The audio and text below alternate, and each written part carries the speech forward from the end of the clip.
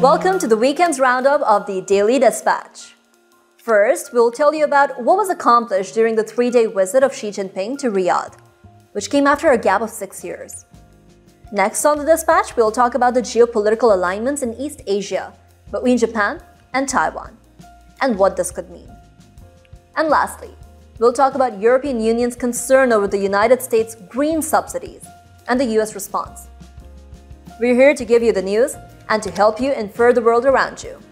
I'm Tayyaba Nisar Khan, and this is your Daily Dispatch.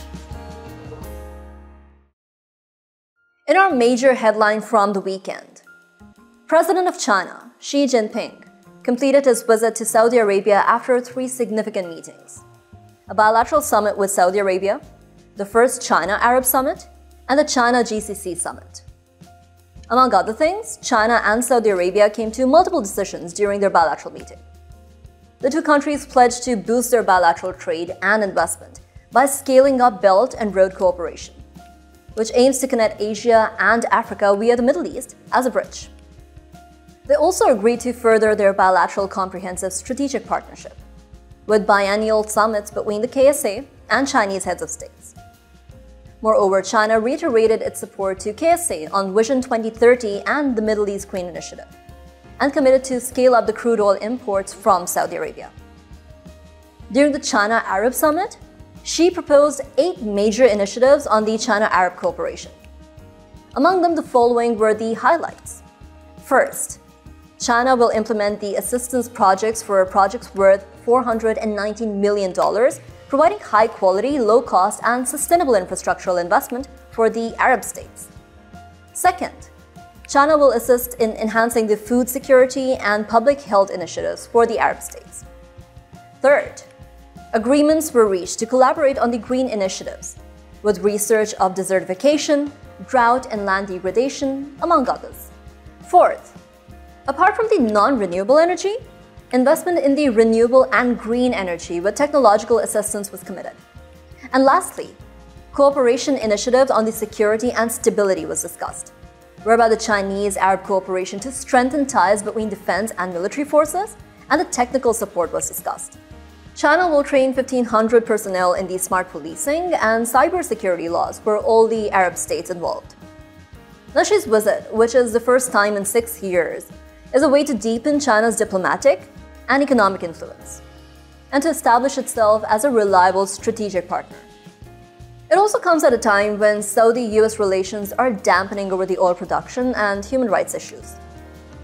With this visit, the Middle East seems to be keeping its options open post-pandemic, and to diversify their strategic partners and relations on the bigger world stage.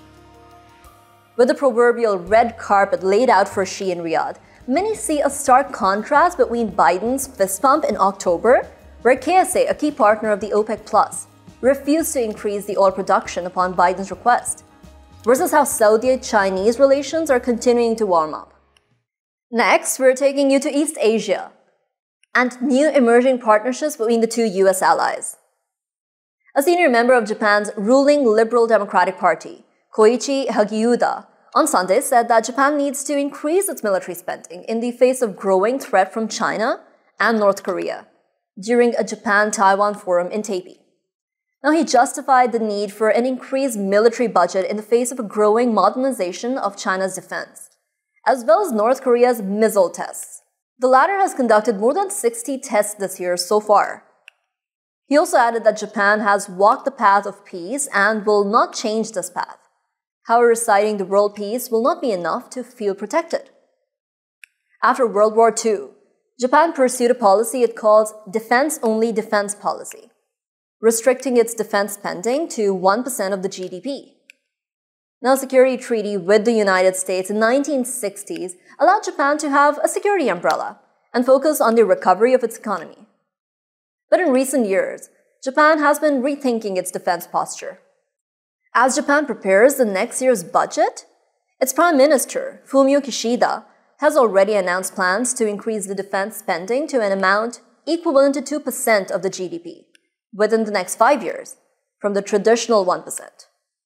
That would take Japan's annual defense budget to more than $80.55 billion USD. giving the country world's third largest military budget after the United States and China at their current levels. Japan, besides being host to US military bases, is also part of the Quad, known as the Quadrilateral Security Dialogue. It is composed of 4 members: Japan, US, India, and Australia. Although members claim it is to increase maritime cooperation, China says that Quad is a reflection of Cold War mentality and is anti-China.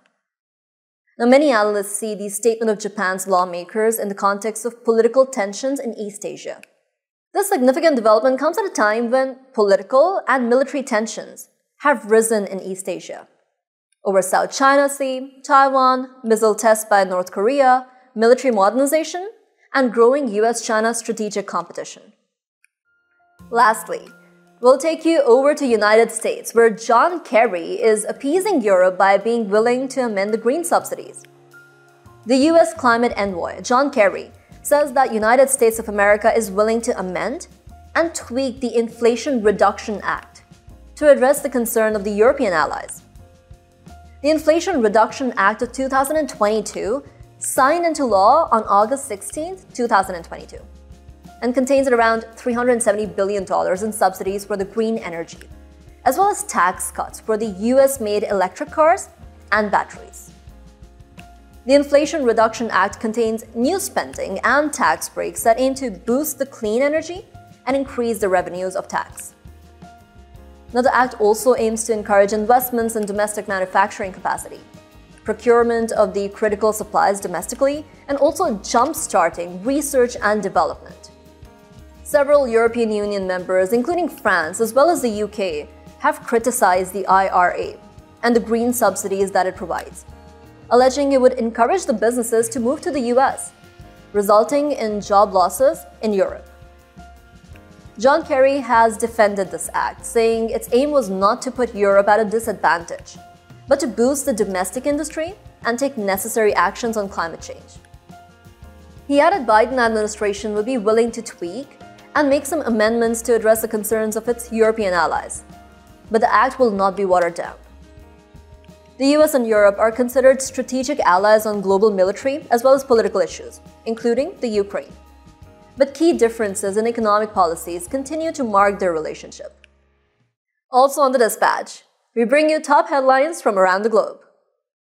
A rights group led protest in the capital of Philippines, Manila, on Saturday, and it decried what they said a rising number of extrajudicial killings and other injustices under the President Ferdinand Marcos' counterinsurgency policy. About 800 protesters marched into the presidential palace. The group has documented approximately 17 extrajudicial killings and about 828 arrests since November 30th. The United Nations Human Rights Council has also asked the Philippines government to address these allegations and killings. Meanwhile, the government cited reforms in the judicial system and that the government won't tolerate denial of justice or violation of human rights. The Philippines has faced a Maoist insurgency which has spanned for over 5 decades. The new People's Army has been active in large parts of the country, conducting guerrilla warfare. Both sides have indulged in violence and accused each other of the human rights violations. President Marcos' father was also accused for taking a high-handed counter-insurgency approach. Talking about protests, there's another protest happening to the west of Philippines. Bangladesh's Prime Minister, Sheikh Hasina, is facing a challenge as a large number of supporters in the main opposition party are rallying in Dhaka to demand new elections. The recent anti-government protests were triggered by the security forces storming into the headquarters of the opposition party, the Bangladesh Nationalist Party, where one person was also killed.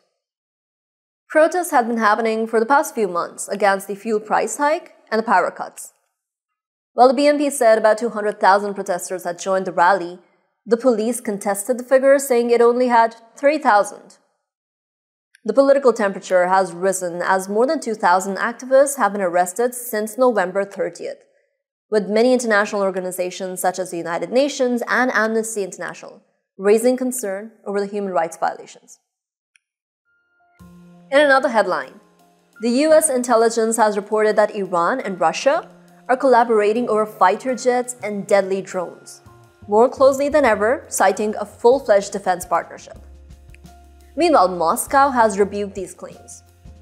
The report stated that Iran's pilots are being trained to fly the Russian Sukhoi Su-35 fighter jets, which will give Iran's air force a lot more strength in the region, and that they're considering the joint drone production line in Russia as well. This allegation comes at a time when Ukraine's prime minister alleged that Russia uses 20 to 30 Iran's kamikaze drones every day. Moscow and Tehran, however, have vehemently denied these allegations, with Russia rejecting the demands of the UN investigations as well. Moscow's United Nations envoy also stated that the Russian military-industrial complex works well and doesn't need anyone's assistance.